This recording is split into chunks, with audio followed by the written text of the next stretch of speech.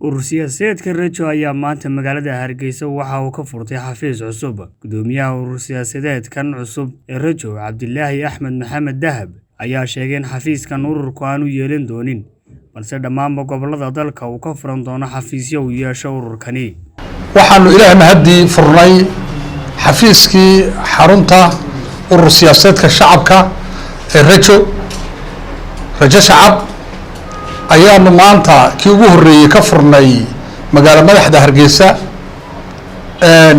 annagoo doonayna mar walba in aanu hirgelino shuruucda wadanka u taala. waxaanu doonaynaa 6 gobolba inaanu xafiisyadii furno. kan waa kii ugu horeeyay ee aan ugu talagalnay Hargeysa inaanu ka furno xarunta magaalada madaxda oo maalin weyn runtii oo annaga qiimo gaar ah iyo shacbigaba reer Somaliland u leh.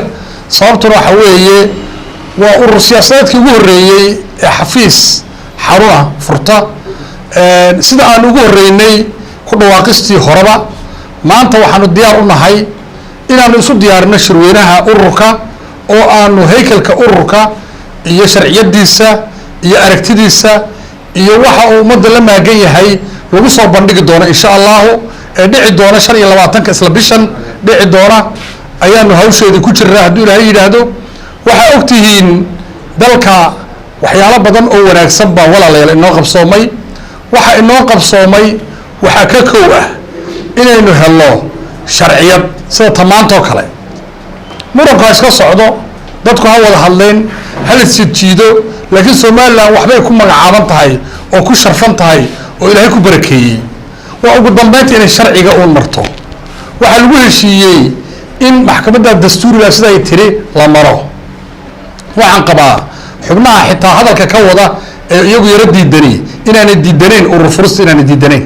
wixii kale wada hadala sidii kale loo dhameynayo insha Allah oo dhamaanayaan. laakiin urur siyaasadada waxa furay maxkamaddii dastuuriga ahayd.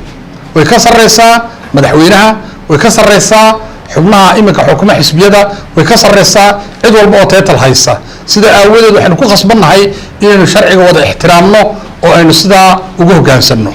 waxa boogaadin mudan oo soo dhaweyn mudan oo aanu dadka ku dhiirigelinaynaa bisha 5 May diiwaangelinta bilaaban doonta ee codbixinta, taas oo la rabo in qof waliba uu kaar ka qaato. kii aan markii hore nasiib u helin, kii iminka qaangaaday hadda ma taqaan xaq u yeeshay, kii doonaya inuu bedelo goobtii uu ka codeynayay. intaba fursadda komishanka qaranka uu diyaariyay, qalabkiina uu diyaariyay, xisbiyadii iyo komishanka qaranka oo isla garteen. waxaanu soo dhaweynaynaa arrinta iyada ah in gacmo furan lagu soo dhaweeyo, dadku dhammaan ay u qalab qaataan si ay isu diiwaangelin lahaayeen. laakiin waxa cad oo aan la inkiri karin tiirada aynu maanta taagannahay haddaynaan geerka ka bedelin oo ku celcelinaynaa oo ayna geerka hadda ku jira ee nin tooxsiga ah, qabyaaladda ah, nin jeclaysiga ah, kala qaybinta ah, kala qoqobka ah, haddaynan geerka ka bedelin oo mid kale culus aynan ku ridin, Somaliland 30 sano kadib inay dib u soo noqoto waa khatar. taana Ilaahay baynu ka magan galnay. waxaynu u baahannahay inaynu bedelno oo aynu ka dhigno Somaliland sidii hore ka duwan oo digital ah oo dunida la taqaana la jaan qaada oo dhalinyaro ay xukunka timaado oo ragga waaweyn xilligay nasan lahaayeen oo ina nasan lahaayeen la helo.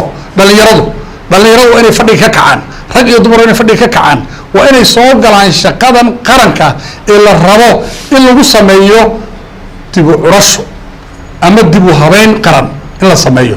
wax walbo inaga khaldamay inaynu saxano annagoo miir qabna oo iscaayin oo nin maagin nin dhalaceen. waxaynu haysanaa wax weyn, waxaynu haysanaa nabad, waxaynu haysanaa shacbi wanaagsan oo dulqaad badan oo samir badan oo ina sugaya. waxaynu haysanaa dhul Ilaahay subxaanahu wa ta'aala uu ka fadilay dhul badan oo biyihii leh. ilaan biyuhu ma aha kuwan dusha mara une, biyo fara badan baa dhulkeena xagga hoose jira oo dalal badan aan haysan, oo badii leh, oo deegaanka wanaagsanaa leh, oo macdantii leh, oo buurihii leh. wax walba oo Ilaahay ummad ku galladay waynu haysanaa.